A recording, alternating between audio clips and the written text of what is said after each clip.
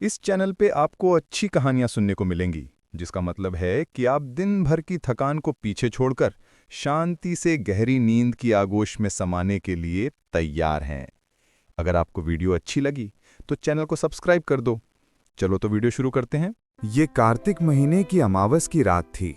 आसमान पर बादल छाए हुए थे, जिससे सितारों की रोशनी भी धरती तक नहीं पहुंच पा रही थी। गांव में सब घरों के किवाड़ लग चुके थे। इस काली रात में गांव के बाहर अपने खेत के आखिरी कोने पर एक आदमी खड़ा था। नाम था मंगलू। मंगलू दोपहर को ही घर से निकल आया था।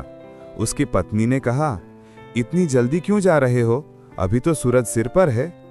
मंगलू ने जवाब दिया था, जल्दी जाकर मेढ़े ठीक करूंगा, आज पानी लगाना है और इस बार दूब की जड़ों तक पहुंचना चाहिए। वो अकेला ही था जिसने गांव की पुरानी टूटी हुई नहर से पानी लेने की हिम्मत की थी।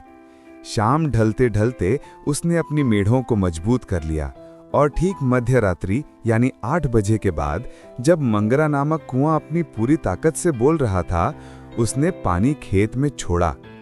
पानी की पतली धार सूखी धरती पर पड़ते ही एक धीमी सिसकार लेती थी। मंगलू की आंखें पानी की चाल पर टिकी थीं।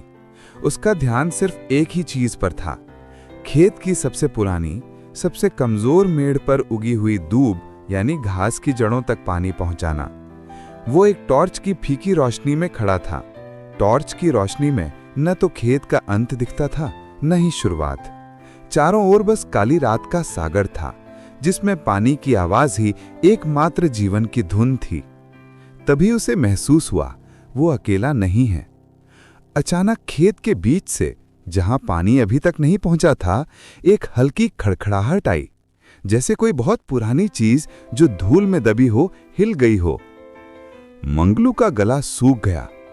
गांव में सब जानते थे कि उस कोने के नीचे 3 पुश्त पहले एक बावड़ी थी जिसे बंद कर दिया गया था। लोक कथाएं थीं कि उस बावड़ी का पुराना पुजारी आज भी अपनी धूप की पूजा करने आता है। मंगलू ने हिम्मत करके पूछा, कौन है?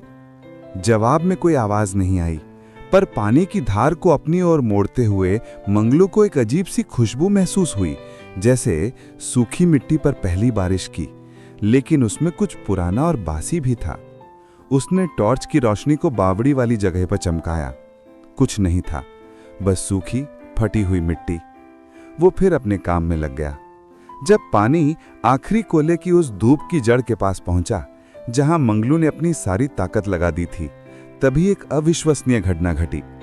जैसे ही धूप की जड़ को पानी मिला, उस जगह से एक दमकती हुई नीली रोशनी निकली, इतनी तेज कि मंगलू को अपनी आंखें बंद करनी पड़ी।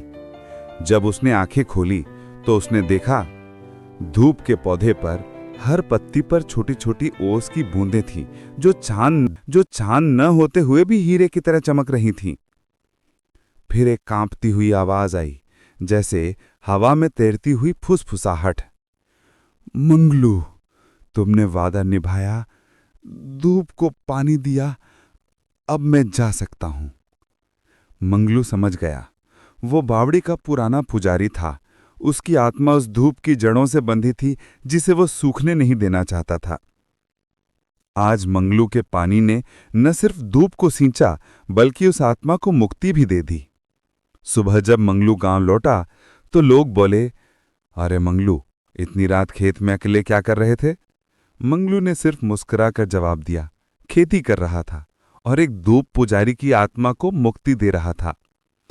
और उस दिन से मंगलू के खेत की दूब गांव में सबसे हरी और चमकदार मानी जाने लगी।